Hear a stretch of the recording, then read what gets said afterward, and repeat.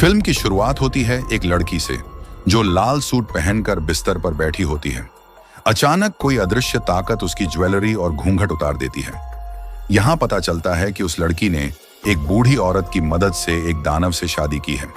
इसके बाद कहानी शिफ्ट होती है 3 लड़कियों पर जो एक ही घर से हैं और मिलकर चिकन की दुकान चलाती हैं। उसी घर में रेंटी, उसका पति बोवो और उनकी बेटी नीना रहते हैं। बोवो का भाई बायू हमेशा मुर्गों की लड़ाई करवाता रहता है और कभी कोई जिम्मेदारी नहीं निभाता। घर की बुजुर्ग महिला यानी बोवो की मां हमेशा रेंटी को डांटती रहती है क्योंकि वह घर के काम छोड़कर बाहर दुकान पर मेहनत करती है। एक दिन अचानक नीना का भयानक एक्सीडेंट हो जाता है।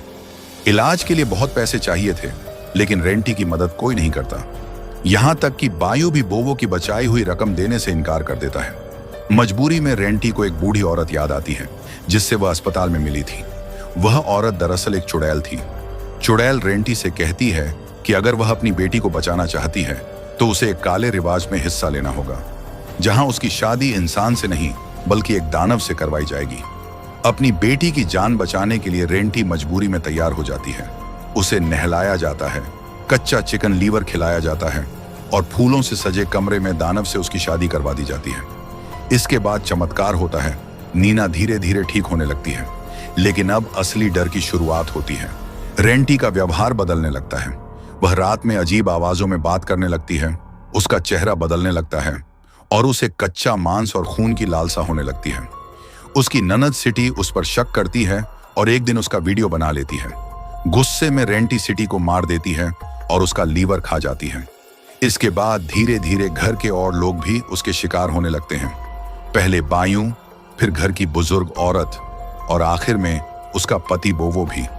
अब रेंटी पूरी तरह से दानव के कब्जे में आ चुकी थी और अपने ही परिवार को खत्म कर रही थी। कहानी का सबसे डरावना पल तब आता है जब रेंटी अपनी बेटी नीना को मारने वाली होती है। तभी नीना रोते हुए उसे मां कहकर पुकारती है। उस मासूम आवाज से रेंटी की आत्मा जाग उठती है। उसे एहसास होता है कि उसने अपने ही हाथों से सबको खत्म कर दिया है। पछतावे और दर्द में वह अपनी बेटी को बचाने के लिए खुद को बलिदान कर देती है। फिल्म यहीं खत्म होती है, ये सिखाते हुए कि शैतान से किया गया सौदा कभी भी इंसान के लिए अच्छा नहीं होता।